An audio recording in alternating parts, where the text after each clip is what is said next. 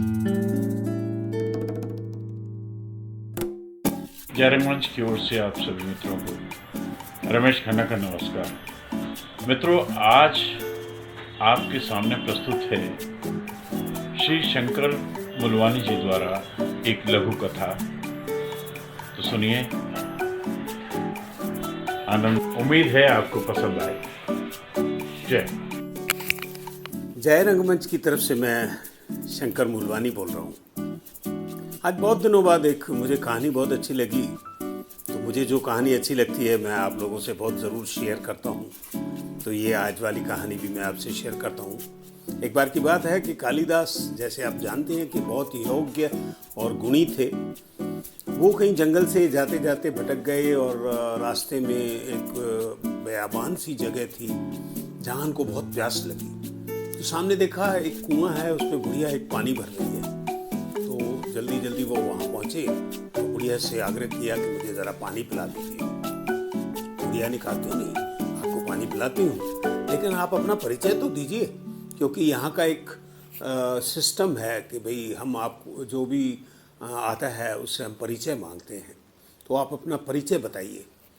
अब कालिदास जी ने सोचा कि मैं इतना मशहूर इंसान हूँ और मैं बड़ा विख्यात सा हूँ, तो इसीलिए इस बुढ़िया को, ये पढ़ी लिखी है नहीं, इसको क्या समझाऊँ। तो कालिदास जी ने कहा, मैं यात्री हूँ। बुढ़िया ने कहा, ना, मैं आपको यात्री नहीं मानती। यात्री तो केवल सूर्य और चंद्रमा हैं। सूर्य सुबह उगते हैं और शाम को अस्त हो जाते हैं, और चंद्रमा रात को आते हैं और सुबह अस्त हो जाते हैं, तो इनको मैं यात्री मानती हूँ। तो कालिदास जी ने कहा, अब इनको क्या करूं, प्यास तो लगी है। तो कहते हैं, जी मैं एक अतिथि हूं, गेस्ट हूं।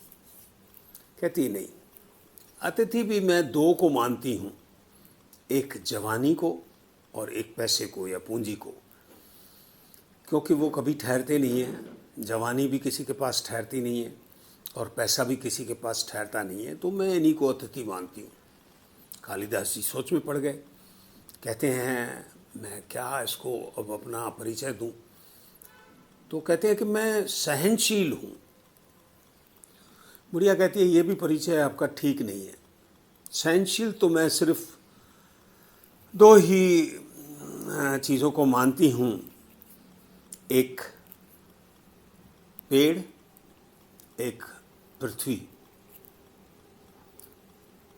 क्योंकि पेड़ और पृथ्वी जो ऐसे हैं कि जिनके ऊपर आप कितना भी अत्याचार करो या कुछ भी करो उनके साथ, वो आपको देते ही हैं। पृथ्वी हमेशा आपको सब कुछ देती है। पेड़ के आप कुछ भी करो आपको फल देगा, छाया देगा। तो सहनशील तो मैं इनको मानती हूँ। तो कालिदास बहुत सोच में पड़ गए। कहते हैं, अब और क्या परिचय दूँ। कहती है, माता जी मैं ज़िद्दी हूँ। ज़िद्दी? माता जी ने कहा, यह भी परिचय ठीक नहीं है।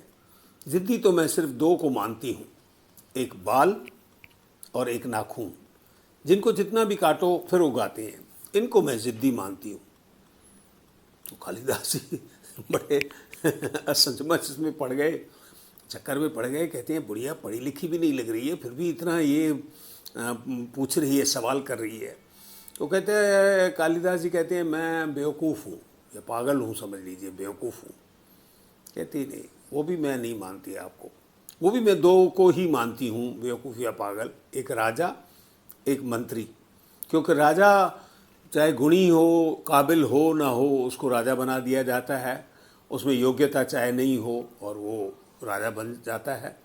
और मंत्री जो इतने योग्य होते हुए भी उसकी तारीफ़ करते रहते हैं, उसकी चमचागिरी करते रहते हैं, तो वो योग्यता को भी छोड़ देते हैं। तो इन दोनों को मैं बेवकूफ़ मानती हूँ।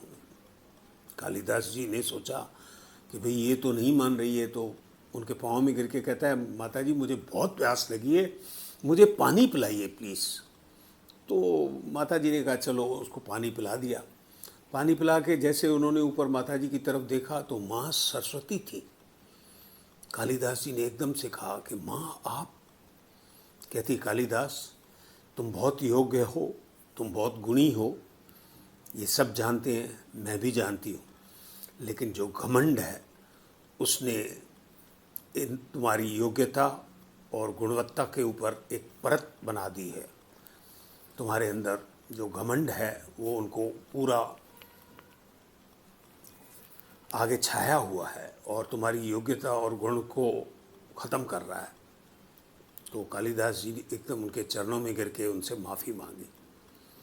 तो कहने का तात्पर्य ये है कि आदमी कितना भी गुणी हो या कितना भी काबिल हो, अगर उसके अंदर घमंड है तो उसका घमंड जो है वो सत्यानाश कर देता है। Thank you.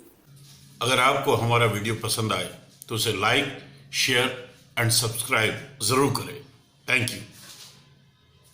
आपसे फिर भेंट होगी, तब तक के लिए आज्ञा। जय रंगमंच।